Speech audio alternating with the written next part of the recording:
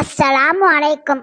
எங்களுக்கு ஆதரவு தந்து கொண்டிருக்கும் உங்கள் அனைவருக்காகவும் எங்களின் நன்றியை தெரிவித்துக் கொள்கிறோம். எங்களுக்கு ஆதரவாக இருக்கும் நல்ல உள்ளம் படைத்த உங்களுக்காக அல்லாஹ்விடம் துஆ செய்கிறோம். இம்மையிலும் மறுமையிலும் அல்லாஹ் நன்மையை அள்ளித்தந்து கண்ணியப்படுத்துவானாக. ஆமீன். இன்னும் அதிகமாக உங்களின் ஆதரவை எதிர்பார்க்கிறோம். உங்களின் ஆதரவு எங்களுக்கு வேணும். லைக் பண்ணுங்க, சப்ஸ்கிரைப் பண்ணுங்க. சப்ஸ்கிரைப் அண்ட் லைக் பண்ணும் ஒவ்வொருவருக்காகவும் அல்லாஹ்விடம் துஆ செய்கிறோம்.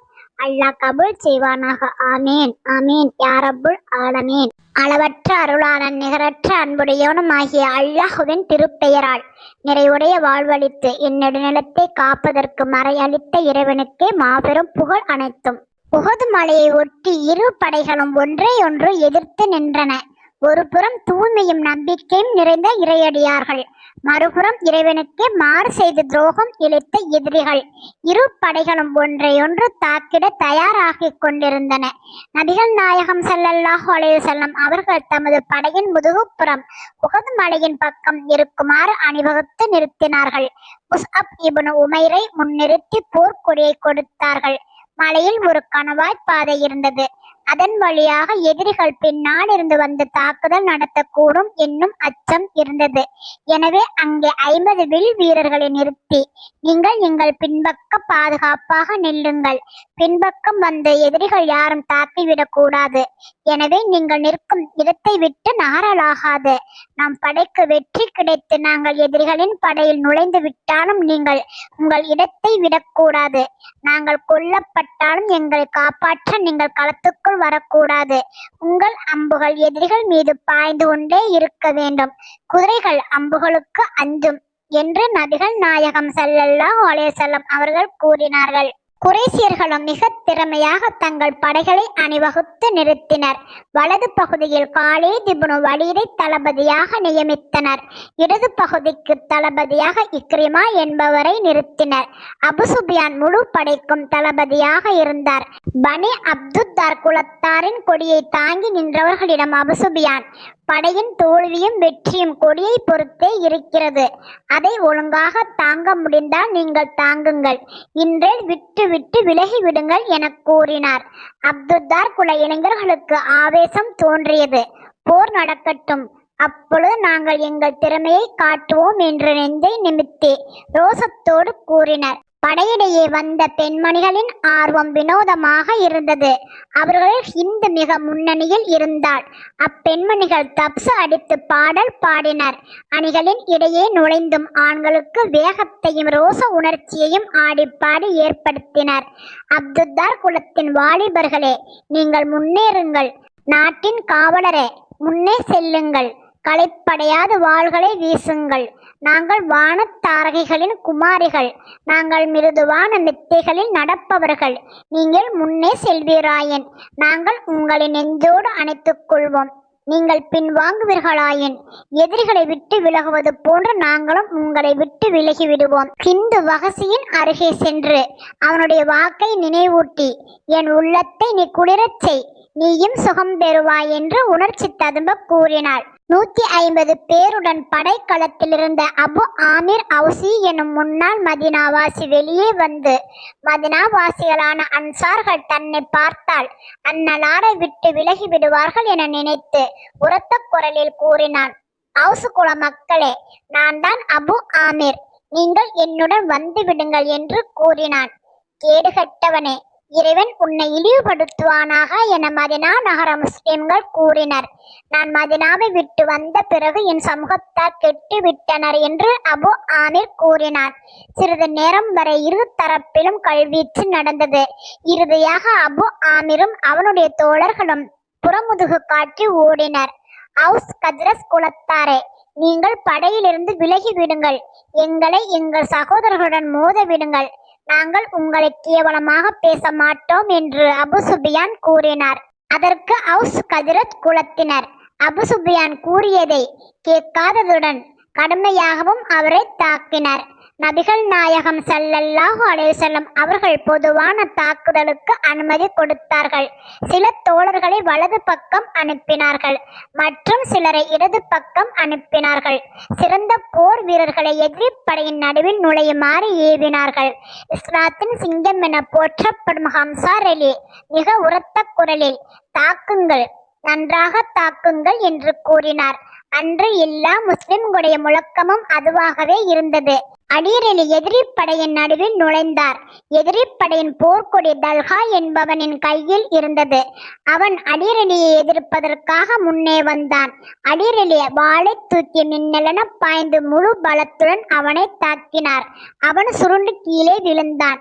அவனுடைய சகோதரன் உஸ்மான் என்பவன் விரைந்து கொடியை தாங்கிக் கொண்டான். உடனே ஹம்சார் அலி அவனை தாக்கினார். அவனுடைய எந்த கையில் கொடி இருந்ததோ அந்த கை வெட்டுண்டு கீழே விழுந்தது. உஸ்மான் கொடியை மற்றொரு கையில் தாங்கினான். ஹம்சார் அலி அந்த கையையும் வெட்ட அக்கையும் துண்டாகி கீழே விழுந்தது. பிறகு அவர்களின் சகோதரன் அபு சமீத் என்பவன் கொடியை தாங்கினான். உடனே சஹத் இப்னு அபி வக்காஸ் அலி அவனை குறிவைத்து அம்பை பூட்டினார். அது அவனுடைய கழுத்தில் இறங்கியது. அவன் அங்கே சாய்ந்து விட்டான். கொடி தல்ஹாவிடமிருந்து அவனுடைய சகோதரர்களிடையே சென்று பிறகு அவனுடைய இரு மகன்கள் கையிலும் சென்றது. ஆசிம் இப்னு அபுலஹர் அலி தல்ஹாவின் மகன்களை குறிவைத்தார். உடனே அவ்விருவரும் கீழே சாய்ந்தனர். அவ்விருவரின் தாய் சுலாபா குறைசி பெண்களோடு இருந்தாள். அவள் வேகமாக சென்று தன் மகன்கள் இருவரையும் மடியிலே கிடத்தி இறுதி மூச்சை விட்டு கொண்டிருந்த அவர்களிடம் உங்களை வீழ்த்தியது யார் என்று கேட்டாள்.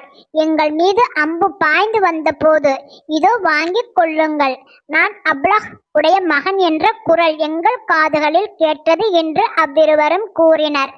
அப்போது அவ்விருவரின் தாயார் அப்லஹ் உடைய மகனின் தலை கிடைக்குமாயின் நான் அதில் மது அருந்துவேன்.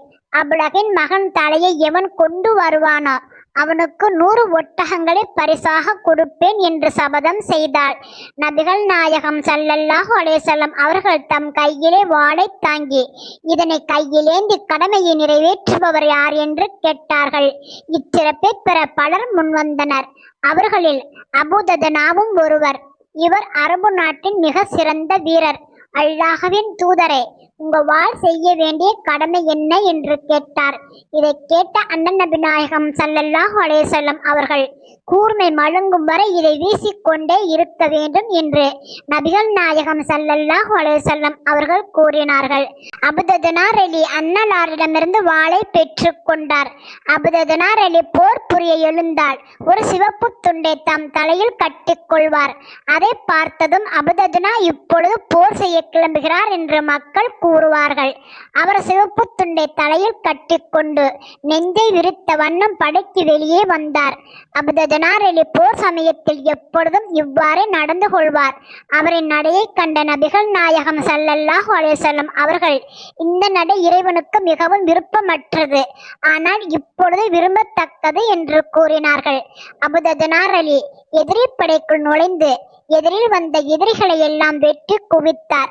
எந்த பக்கம் நுழைந்தாலும் எதிரியை தீர்த்து கட்டி கொண்டிருந்தார். அவ்வாறு அபூதனா செயல்பட்டு கொண்டிருக்கும் பொழுது குறைசிகளின் உணர்ச்சியை தூண்டிவிட்டு அவர்களுக்கு ஊக்கமூட்டி கொண்டிருக்கும் ஓர் ஆளை கண்டார். அந்த ஆளை மாய்த்துவிட வாளை ஓங்கிய போது அந்த ஆளின் குரலிலிருந்து அது உத்பாவுடைய மகள் ஹிந்தி என அபூதனா தெரிந்து கொண்டார். உடனே ஒரு பெண்ணை அந்த வாளால் கொள்வது அந்த வாளுக்கு இழிவு என கருதி விட்டுவிட்டார். போர் மிக மூர்க்கத்துடன் நடந்து கொண்டிருந்தது. முஸ்லிம் வீரர்கள் மிக உணர்ச்சியோடு போர் புரிந்து கொண்டிருந்தனர். எல்லா பக்கங்களிலும் அவர்கள் எதிரிகளை மடக்கினர். அவர்களின் பிணங்களை குவித்தனர். வில் வீரர்கள் அம்புகளை பூட்டி எறிந்து எதிரிகளை சேதப்படுத்தி கொண்டு இருந்தனர். ஹம்சார் அலியுடைய வீரச் செயல் பார்ப்பதற்கே புதுமையாக இருந்தன. அவரின் இரு கரங்களிலும் 2 வாள்கள். அவற்றை மாறி மாறி வீசி எதிரிகளை வீழ்த்தி கொண்டிருந்தார். ஆனால் வஹசியின் கண்களோ ஹம்சாவையே குறிப்பார்த்து கொண்டிருந்தன. அவனுடைய விடுதலைக்கு விளையாக்கி கொள்வதற்காக வேண்டிய அவன் ஹம்சார் அலி மீது தாக்குதல் நடத்தும் வாய்ப்பை எதிர்பார்த்து கொண்டிருந்தான். அவன் எதிர்பார்த்து கொண்டிருந்த சந்தர்ப்பம் சிறிது நேரத்தில் கிடைத்தது. அப்போது ஹம்சார் அலி எதிரே ஒருவனை தாக்கிக் கொண்டிருந்தார். அவ்விடத்துக்கு பக்கத்தில் குன்று ஒன்று இருந்தது. அக்குன்றின் பின்னால் வஹ்ஷி காத்து கொண்டு இருந்தான். அவன் ஒரு கூரிய ஈட்டியை பிடித்தபடி குறிவைத்து கொண்டிருந்தான். இதை ஹம்சார் அலி அறிய வாய்ப்பில்லை. வஹ்ஷி வாய்ப்பு கிடைத்ததும் ஈட்டியை ஹம்சார் அலி மீது தூக்கி எறிந்தான். அது ஹம்சார் அலியுடைய தொப்புளை துளைத்துக் கொண்டு முதுகுப்புறம் வெளியே வந்தது. ஈட்டி எங்கிருந்து வந்தது என ஹம்சார் அலி இங்கும் அங்கும் தம்முடைய பார்வையை செலுத்தினார். குன்றிலிருந்து வெளியில் வந்த வஹ்ஷி உறக்க சிரித்துக் கொண்டிருந்தான். தன் நோக்கத்தை நிறைவேற்றிய மகிழ்ச்சியில் வஹ்ஷியின் கண்கள் பிரகாசித்துக் கொண்டிருந்தன. அவனை தாக்க ஹம்சார் அலி முன்னே சென்றார். ஆனால் அவர் பலவீனம் அடைந்து தட்டு தடுமாறி கீழே விழுந்து விட்டார். அப்பொழுது அவர் இறுதி மூச்சை விட்டு கொண்டிருந்தார். அல்லாஹ்வின் விரோதி அவனுடைய நேசரை பார்த்து மகிழ்ந்து கொண்டிருந்தான். ஹம்சார் அலி வீர மரணம் அடைந்த போதும் எதிரிகள் மிக மோசமான முறையில் தோல்வி அடைந்து கொண்டிருந்தனர். போர்க்களத்தில் முஸ்லிம்களின் கை ஓங்கி இருந்தது. குறைசியர்களின் போர்க்கொடி அப்துத்தார் குலத்தாரிடமிருந்து ஒருவர் பின் ஒருவராக கொடியை அவர்கள் மாற்றி மாற்றி பிடித்துக் கொண்டிருந்தனர். அவர்களில் அனைவரும் கொல்லப்பட கடைசியாக கொடி கீழே விழுந்தது. தடுமாறிய குறைசியர்களின் அணிகளில் குழப்பம் நிலவியது. அவர்கள் ஓட்டம் பிடிக்கத் தொடங்கினர்.